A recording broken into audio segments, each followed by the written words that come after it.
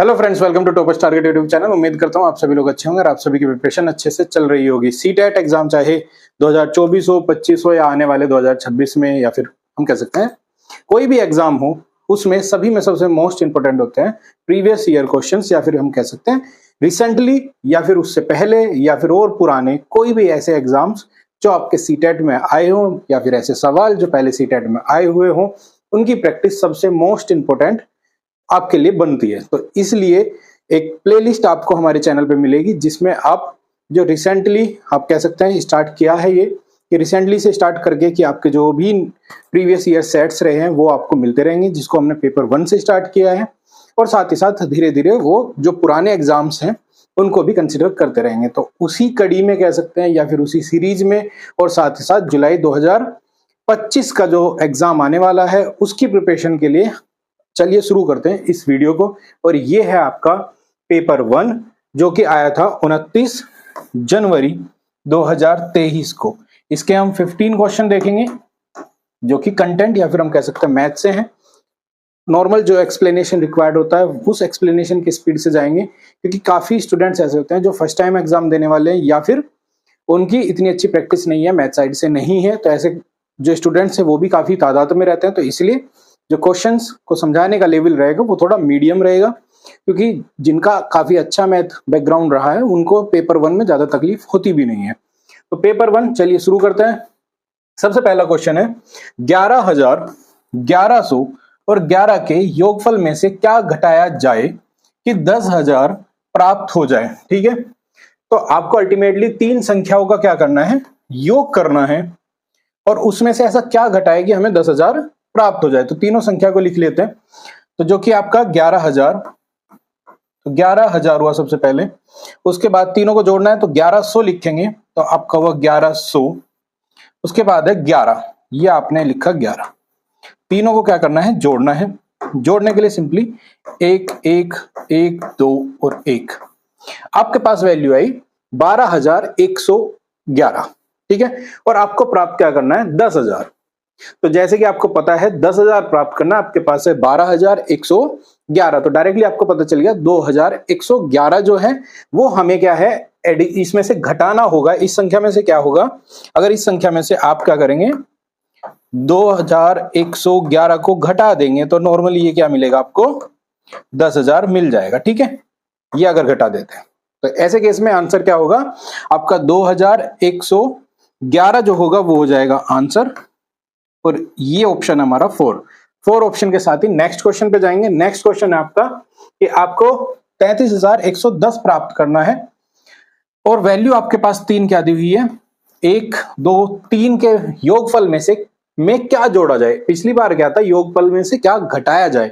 इसका मतलब जो संख्या थी वो बड़ी थी, उसमें से कुछ सब्ट्रैक्ट करा जाएगा और 10,000 मिलना था। इस वाले क्वेश्चन में क्या है, आपके पास वैल्यू 3 है, इसके योगफल में क्या जोड़ा जाए जो ये प्राप्त हो जाए, मतलब ये वैल्यू हमारी इस वैल्यू से छोटी है। तो सिंपल है, तीनों को जोड़ना है तभी वैल्यू निकाली जाएगी।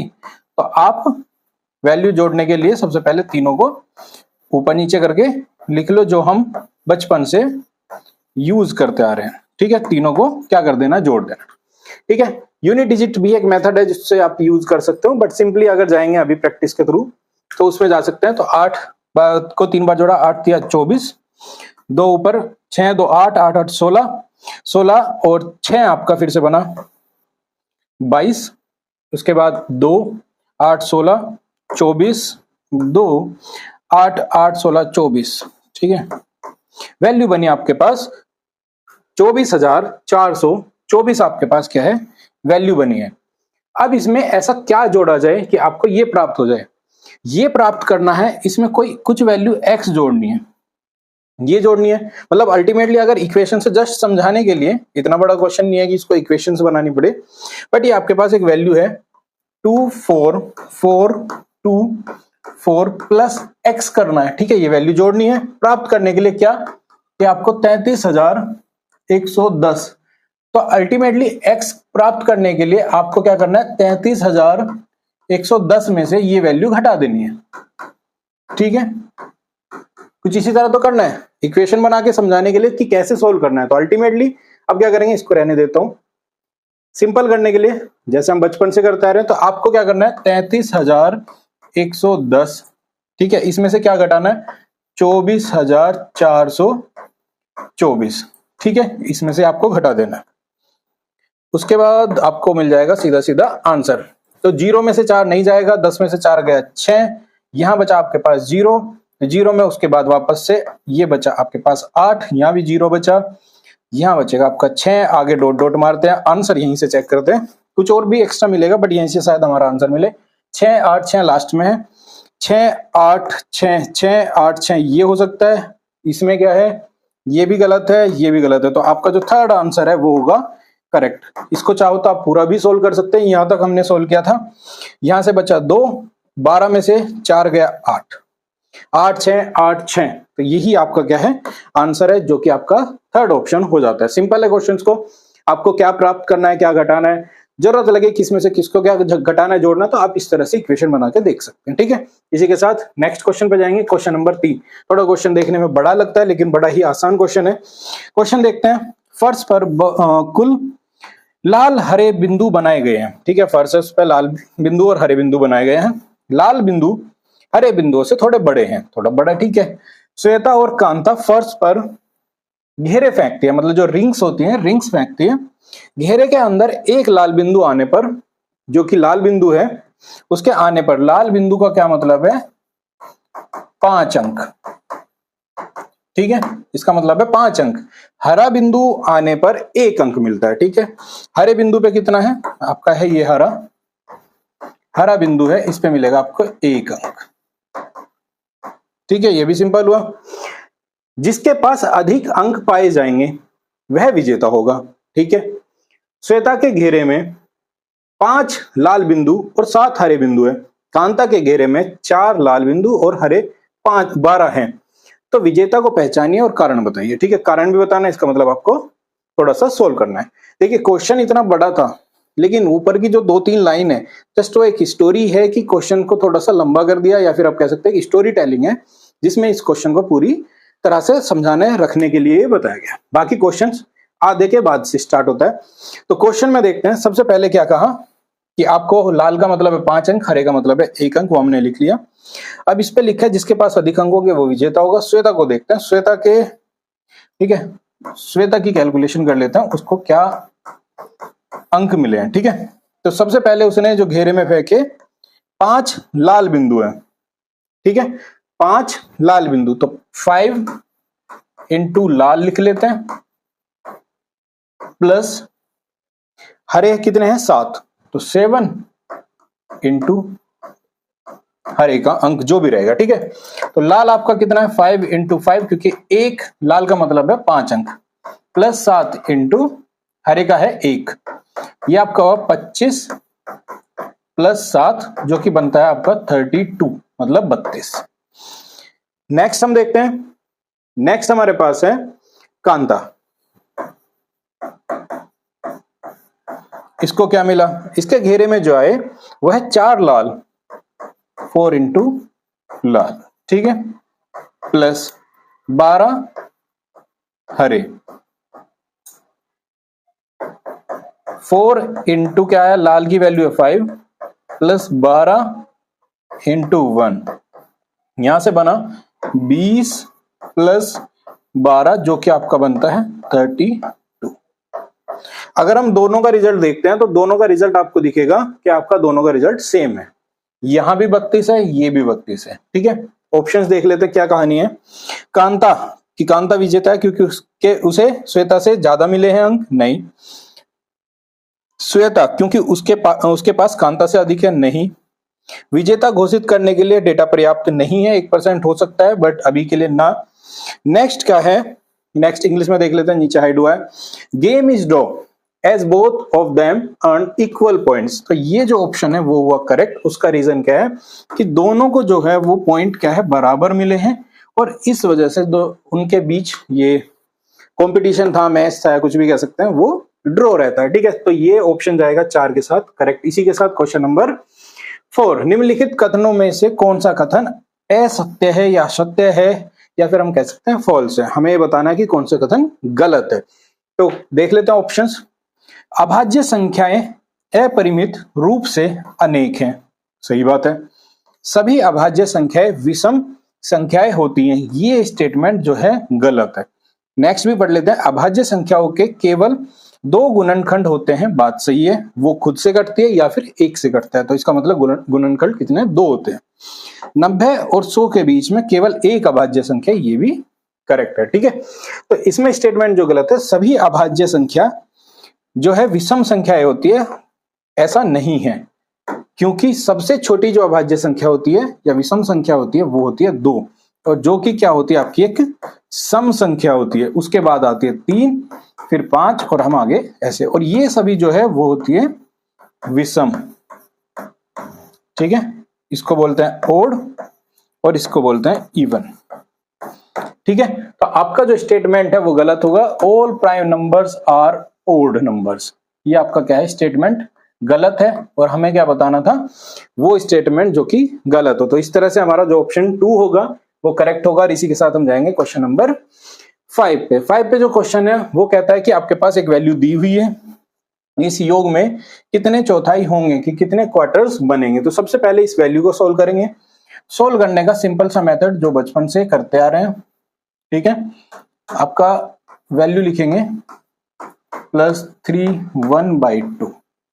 इसको सबसे पहले सोल्व करेंगे। सोल्व करने के लिए सिंपल है। आपके पास यहाँ पे 4 9 चौक 36 दोनों की गुण मल्टीप्लाई और ऊपर क्या होगा? जोड़ होगा। तो 9 चौक 36 और 3 39 प्लस 3 दूनी 6 और 1 7 डिवाइड बाई 2। दोनों का एलसीएम जो आएगा वो आएगा 4। इसका मतलब ये बनेगा एज इट इज 39, ये रहेगा आपका 14, और ये वैल्यू दोनों के जोड़ने के बाद हो जाएगी 43 और 53 डिवाइड बाई 4। ठीक है। ये आपकी बनी 53 डिवाइड बाई 4। क्वेश्चन में आगे भी कुछ कहा है कि इसमें कितने चौथाई होंगे। तो इस वैल्यू को अगर डिवाइड करेंगे 1/4, इसका मतलब 4 से 4 कट हुआ और यहां से वैल्यू बनी आपकी 53। तो 53 ऑप्शन में देख लेते कहां है। तो 53 ऑप्शन में है 4, और यही आपका क्या है? Correct answer. 4 ऑप्शन जो है वो आपका है करेक्ट। सिंपल। पहले आपको क्या किया? जो वैल्यू दी है वो जोड़ ली। उसकी वैल्यू आई 53 डिवाइड बाई 4। उसने कहा था कितने क्वार्टर होंगे, इसका मतलब 1/4 से आपको क्या करना है? डिवाइड करना है। 4 से 4 कटा, बचे 53, और ये आपका क्या हुआ? आंसर। नेक्स्ट क्वेश्चन नंबर है वो है 6। इसमें बताना है 12 मिलियन को भारतीय संख्या प्रणाली में निम्नलिखित प्रकार से लिखा जा सकता है। जो आपका 12 मिलियन है उसको कैसे लिखा जा सकता है। तो 12 मिलियन के लिए देखिए 1 मिलियन सबसे पहले आपको पता होगा। नहीं पता तो बता देता हूं। आप लोग यूट्यूब पे देखते होंगे, आपके फेवरेट यूट्यूबर्स हैं, उनका मिलियंस में लिखा होता है। तो 1 मिलियन जो होता है वो आपका होता है 10 लाख। ठीक है। तो आपका 10 लाख कितने में, सॉरी 10 मिलियन कितना हुआ? यहां पे भी एक जीरो बढ़ेगी। इसका मतलब क्या हुआ? 100 लाख। 100 लाख को आप क्या कहेंगे? 1 करोड़, 1 CR। ठीक है। अब आपको पूछा गया कितना? 12 मिलियन। 12 मिलियन का मतलब है 1 मिलियन का मतलब है 10 लाख, 2 मिलियन का होगा 20 लाख, यहां पे 10 मिलियन का मतलब है 1 करोड़। तो 12 मिलियन का क्या होगा आपके पास? 12 मिलियन बनेगा आपका 1 करोड़ प्लस, ठीक है, 1 करोड़ और 20 लाख। ठीक है। ऑप्शंस में देख लेते हैं इससे रिलेटेड क्या मिलता है।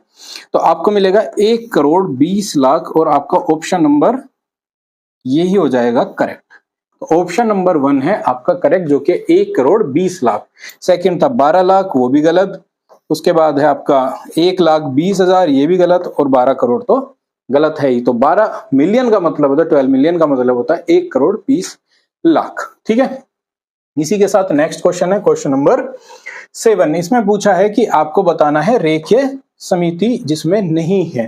तो रेखीय समिति का मतलब है आपको क्या है? लाइन सिमेट्री के अकॉर्डिंग पूछा गया। लाइन सिमेट्री उसके केस में क्या होगा कि एक ऐसी लाइन आपको जो भी अल्फाबेट है उसको 2 हिस्सों में इस तरह से डिवाइड करे कि वो एक दूसरे की सिमेट्री बना रहा हो। तो ये जो बी आपका बनता है, बी जो आपका इस तरह से बना है, इसके बीच से अगर सिमेट्री लाइन बनाएंगे तो ये ऊपर और ये नीचे का क्या होता है? पोर्शन एक दूसरे की सिमेट्री बना रहा है। इसी तरह से क्या है आपका एक्स है, तो इसमें ये सिमेट्री लाइन है, ये भी है, यहां से भी है। इस तरह से सिमेट्री लाइंस आपके मल्टीपल हो सकते हैं जो इसको सिमेट्री फॉर्म करता है। मतलब रेखीय समिति बनाता है, ठीक है। उसके बाद टी भी एक ऐसा है जो आपका लाइन सिमेट्री बनाएगा, लेकिन एस जो है ये एक ऐसा अल्फाबेट है जो कि आपका क्या बनाएगा, सिमेट्री नहीं बनाएगा। तो ऑप्शन नंबर जो 3 है वही आपका करेक्ट आंसर है कि ये सिमेट्री नहीं बनाएगा, और इसी से आपको 1 नंबर भी सिंपल से क्वेश्चन से मिल जाएगा। इसी के साथ जाएंगे नेक्स्ट क्वेश्चन पे, जो कि है आपका एक बहुभुज को समबाहुभुज कहा जा सकता है जब उसकी, ठीक है, ये कंडीशंस है, मतलब ए polygon is called regular when it's, कब रेगुलर पॉलीगन किसी को, सॉरी जो रेगुलर है, रेगुलर पॉलीगन उसको कब कहा जाएगा किसी भी पॉलीगन के स्टेट में, जब उसके क्या हो, आपके सभी भुजाएं और सभी कोण बराबर हों। अगर किसी आकृति के सभी कोण और सभी भुजाएं बराबर है, उस केस में उसको रेगुलर क्या है, पॉलीगन कहा जाएगा, या फिर समबाहुभुज कहा जा सकता है, ठीक है। अगर आमने सामने की भुजाएं बराबर है तो भी नहीं कहा जाएगा, सभी कोण बराबर होंगे तब भी नहीं कहा जाएगा, सभी भुजाएं बराबर हो तब भी नहीं कहा जाएगा। कहा सिर्फ तभी जाएगा जब उसकी सभी भुजाएं और सभी क्या है, कोण बराबर हो, ठीक है। इसी के साथ नेक्स्ट क्वेश्चन पे जाएंगे। एक सही घड़ी की मिनट की सुई 45 मिनट में निम्नलिखित में से कितने अंश का कोण बनाएगी, एक तरह से, ठीक है, अनुरेखित करती है। तो आपको पता है कि आपके पास क्या है, एक घड़ी है कुछ इस तरह से, और इस घड़ी में आपका जो सेंटर है वो यहां है, ये आपका क्या है 12, ये होता है आपका 3, यहाँ होगा आपका 6 और ये होगा आपका 9। घड़ी में कुछ इस तरह से रहेगा। अगर मिनट की सुई देखेंगे तो मान लो सपोज मिनट की सुई स्टार्टिंग में यहाँ पे है, ये कुछ समय बाद चलते हुए इस तरह रोटेट होगी, रोटेट होने के बाद आएगी 45 के लिए, ये आनी चाहिए 9 पे। तो ये जो टोटल कोण है 45 मिनट में ये कितना होगा, तो आपको पता है ये कोण जो है यहां तक आने के लिए ये होता है आपका 270 डिग्री का कोण होगा। और ऑप्शन में देख लेते हैं 270 का मतलब है ये आपका option number 4 is a correct, ठीक है। हर जब 12 से 3 तक आएगी 90 डिग्री, यहां से यहां तक आने के लिए 90 डिग्री और आगे 9 तक जाने के लिए 90 डिग्री, तो आपका टोटल 270 डिग्री का कोण जो होगा वो 45 मिनट में मिनट की सुई बनाएगी, और यही करेक्ट होगा आपका आंसर। इसी के साथ क्वेश्चन नंबर 10, कोई एक शख्स है तपन, जो कि कुछ सामान मार्केट से खरीदता है और उसका टोटल प्राइस चार्ट दिया हुआ है। देख लेते हैं क्वेश्चन में क्या क्या डिटेल्स है। तो तपन ने 1 केजी आलू, हाफ केजी प्याज, हाफ केजी टमाटर, 250 ग्राम गाजर, 100 ग्राम मिर्च, 4 नींबू खरीदे। उसने दुकानदार को 500 का नोट दिया, उसे कितने रुपए वापस मिलेंगे। तो तपन ने जो है टोटल सामान खरीदा है कुछ इस वैल्यू में, उसके बाद क्या किया 500 का नोट दिया और वापस दुकानदार कितने पैसे देगा ये हिसाब हमें लगा के देना है। तो अल्टीमेटली प्राइस जो चार्ट होता है इसी के सामने सबसे बेस्ट है, रेट लिखते रहिए एज पर उसने जो भी क्वांटिटी खरीदी है, ठीक है।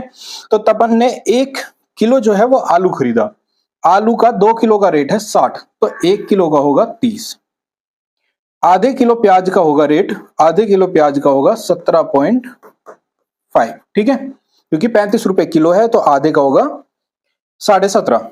आधा किलो टमाटर, तो टमाटर है आधा किलो, 1 किलो का रेट है 40, तो ये आपका होगा 20 रुपए का, ठीक है। उसके बाद 250 ग्राम मतलब 250 ग्राम गाजर, गाजर देखते हैं, गाजर है आपकी 250 ग्राम एज इट इज, ये है आपकी 25 रुपए की। नेक्स्ट है हमारे पास 100 ग्राम मिर्च, मिर्च की तरह मिर्च हो गई 50 जो ग्राम है वो है 10 रुपए का, तो ये होगा आपका 20 रुपए की 100 ग्राम।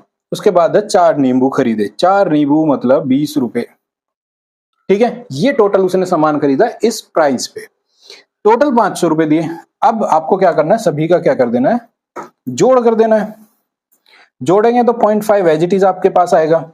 यहां पे आपके पास क्या है 7 और 5 आपका आया 12, हासिल 1, 3 और 1 4, 5 6 7 8 9 10 11 12 13, ये आया 13, 132 रुपए का टोटल उसने सामान खरीदा। सिंपल अगर हम 500 रुपए का नोट देते हैं, 132 रुपए का टोटल सामान था।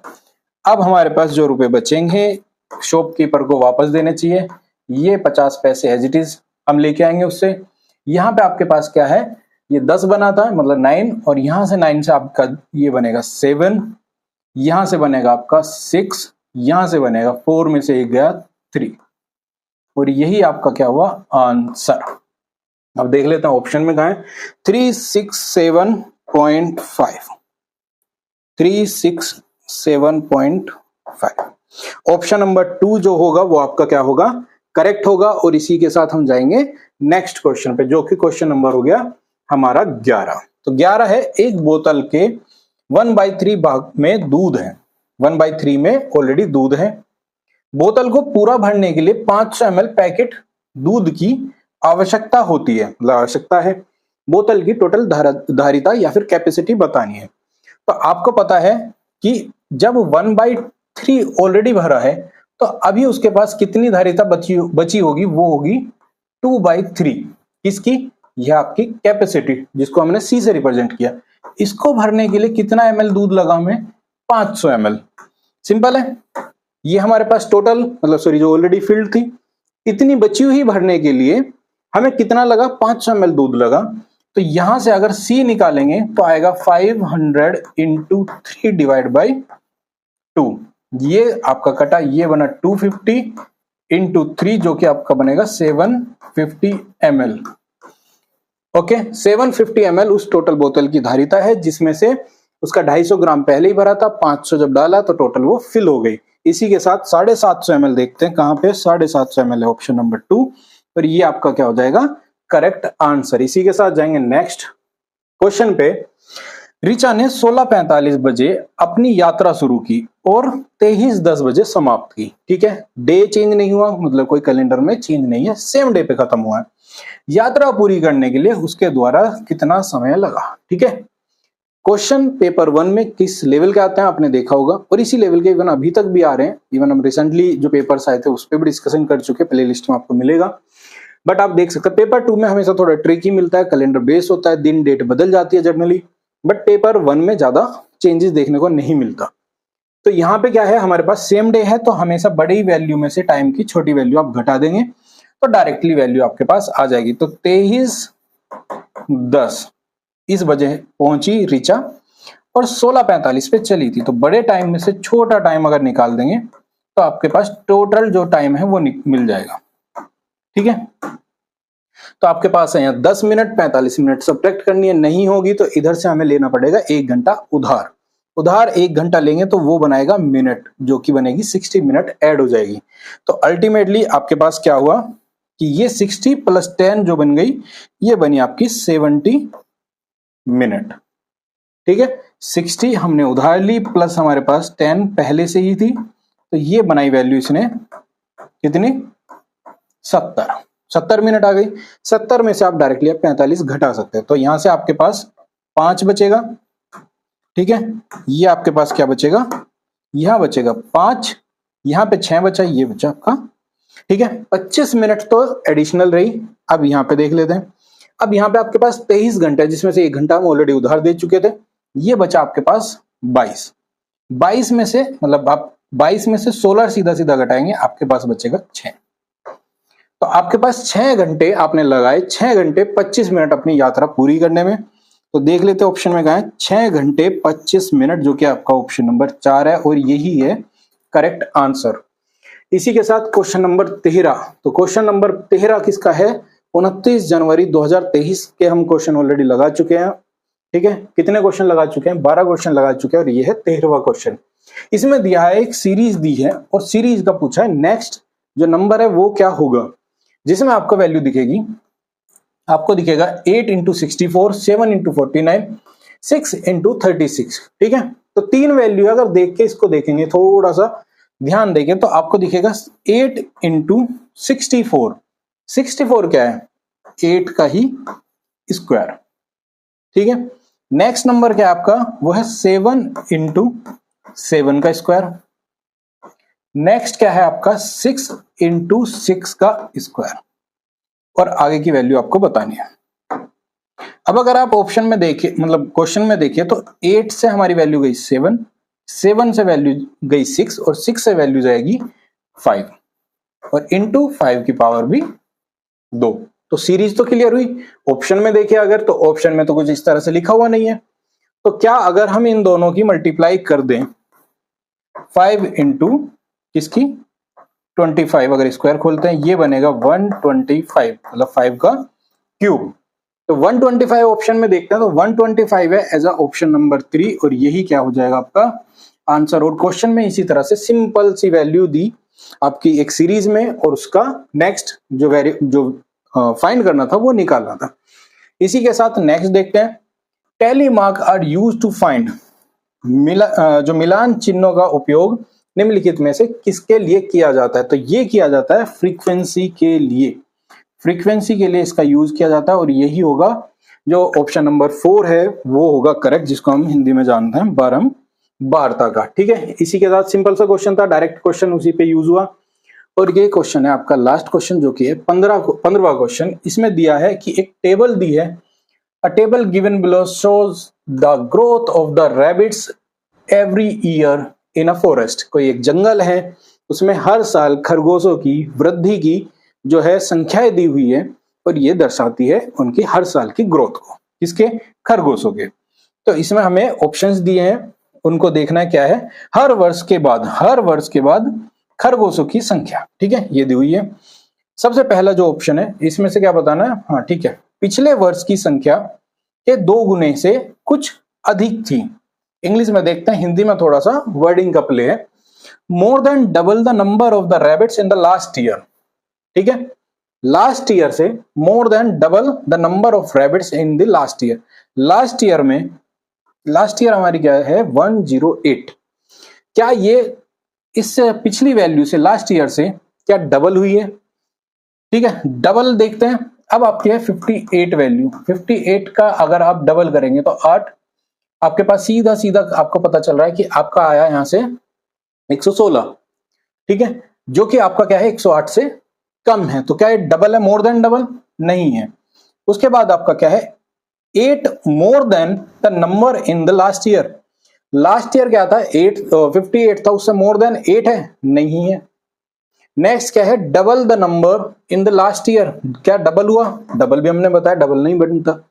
उसके बाद है a little less than the double the number of rabbit in the last year, कि पिछले वर्ष की खरगोशों की संख्या के 2 गुने से कुछ कम थी। ठीक है, तो 2 गुने से कुछ कम थी, तो 2 गुना आपका 116, उससे कम कुछ कम मतलब 108। तो ऑप्शन नंबर आपका जो 4 है वो आपका क्या हुआ करेक्ट आंसर। और 1 नंबर आपको ये सिंपल से क्वेश्चन दिला के जाएगा। और इसी के साथ आज के जो हमने 15 क्वेश्चन किए ये आपके 29 जनवरी 2023 का सेट था पेपर 1 का, जिसके 15 क्वेश्चन मैथ के थे ये। और इसी तरह का कंटेंट आपको हमारे चैनल पे मिलता रहेगा। इवन जो लोग आगे की प्रिपरेशन करेंगे यहाँ से, मतलब जो मैथ साइड के हो सकता है पेपर 1 वाले ना करे पेपर 1, बट पेपर जो कि साइंस साइड से पढ़ रहे हैं या फिर जिनके फ्रेंड फैमिली मेंबर्स पढ़ते हैं, तो टीजीटी से रिलेटेड केमिस्ट्री स्पेशल बैच हमारे एप्लीकेशंस पे रनिंग है, वो आप जाकर देख सकते हैं। बाकी आप ये वीडियो काफी टाइम बाद देखते हैं तो उसके केस में आप हमारी जो एप्लीकेशन है वो भी चेकआउट कर सकते हैं, जिसपे आपको काफी कम कॉस्ट में अच्छे अच्छे कोर्सेज देखने को मिलते हैं। कंप्लीट एक्सप्लेनेशन के जो है यूज किया जाता है। इवन लास्ट ईयर क्वेश्चंस भी आपको देखने को मिलते हैं।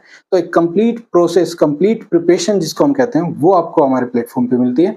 तो आज की वीडियो में इतना ही, मिलते हैं नेक्स्ट वीडियो में नेक्स्ट टॉपिक के साथ। जय हिंद, जय भारत।